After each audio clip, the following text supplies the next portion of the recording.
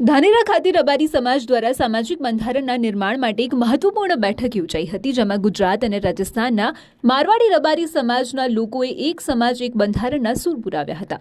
ઠાકોર સમાજ બાદ હવે રબારી સમાજ પણ કુરિવાજો ત્યજી આધુનિક અને શિક્ષિત સમાજ બનાવવા તરફ ડગ માંડી રહ્યો છે. આગામી 25 તારીખે ડીસા ખાતે સર્વસંમતિથી આ બંધારણને આખરી ઓપ આપવા માટેની તૈયારીઓ તેજ કરી દેવાઈ છે.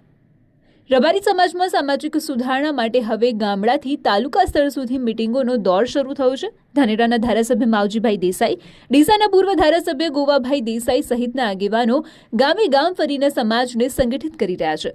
આ બેઠકોનો મુખ્ય ઉદ્દેશ સામાજિક બંધારણ થકી શિક્ષણનો વ્યાપ વધારવો અને સમાજને આર્થિક રીતે મજબૂત બનાવવાનો છે. સમાજમાં ઘર કરી ગયેલા જૂના કુરિવાજોને તિલાંજલિ આપીને એક નૂતન અને આદર્શ સમાજની રચના કરવા માટે રબારી સમાજ કટિબદ્ધ દેખાઈ રહ્યો છે.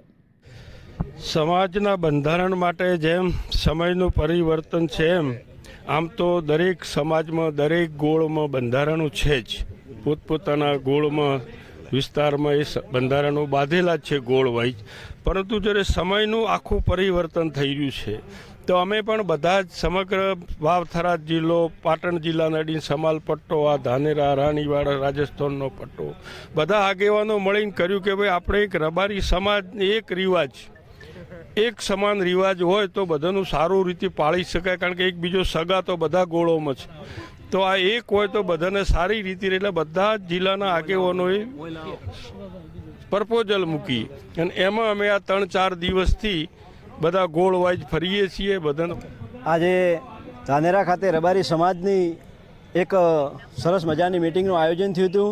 સમાજના બંધારણ માટે અમારા વડીલ માવજીભાઈ સાહેબ, ગોવાભાઈ સાહેબ, રતનજી સાહેબ બધા આગેવાનો આવ્યા હતા અને સમાજના બંધારણના ભાગરૂપે આજે મિટિંગ થઈ હતી. આવનારી 25 તારીખના દિવસે ડીસામાં રબારી સમાજની દિશા બદલાવવાનું કામ કરવાનું છે.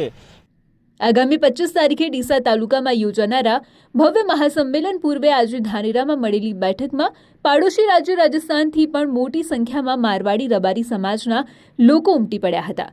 રાણીવાડાના ધારાસભ્ય રતન દેવાસીએ પણ આ તકે એક સમાજ એક બંધારણ પર ભાર મૂકતા જણાવ્યું હતું કે ગુજરાતના બંધારણ બાદ રાજસ્થાનમાં પણ સામાજિક સુધારણા માટેના પ્રયાસો હાથ ધરવામાં આવશે.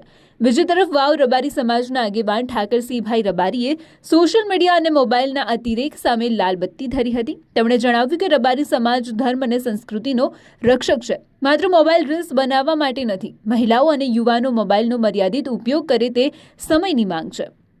સમાજની એકતા પર ભાર મૂકતા પૂર્વ ધારાસભ્ય ગોવાભાઈ દેસાઈએ સામાજિક પંચોને આ બંધારણમાં સહયોગ આપવા વિનંતી કરી હતી. તેમણે સ્પષ્ટ શબ્દોમાં જણાવ્યું હતું કે ભલે આપણા પંચ જુદા હોય પણ સમાજ એક જ હોવો જોઈએ.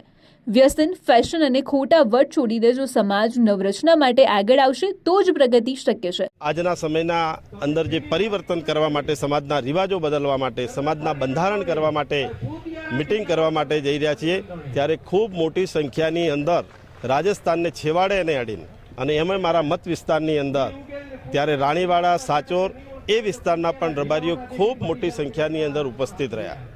તમામ આગેવાનો ચિંતિત છે અને ઘણા સમયથી મનોમંથન, જેમ સમુદ્ર મંથન કરી અને અમૃત કાઢવાનું હતું, એમ મંથન કરીને એવું બંધારણ આપવાનું છે કે આવનારા ભવિષ્ય માટે, આવનારી પેઢી માટે 100 વર્ષ સુધી કોઈ સુધારા વધારા ન કરવા પડે. એક તો ખાસ મુદ્દો એ છે કે સમાજ બિલકુલ વ્યસનમાંથી, દેખાદેખી, ફેશન, વધારાના લગ્નના ખર્ચા, મંડપના ખર્ચાઓમાંથી સમાજ આર્થિક રીતે સરદાર થાય અને ખોટા ખર્ચાઓમાંથી સમાજ નીકળે, એના માટેનું સતત ચિંતન થઈ રહ્યું છે. દરેક વિસ્તારમાંથી, દરેક ગોળ વાઇઝ દરેકના અલગ અલગ રિવાજો હોય છે. એ બધી પરંપરાઓમાંથી સુધારા વધારા કરવા માટેના બધાના સૂચનો લઈ અને એવું મજબૂત બંધારણ આપશું કે સમગ્ર ગુજરાત અને દેશ નોંધ લે. ધાનેરામાં ઉમટેલી જનમેદની એ વાતની સાક્ષી પૂરે છે કે રબારી સમાજ હવે પરિવર્તન માટે સજ્જ છે.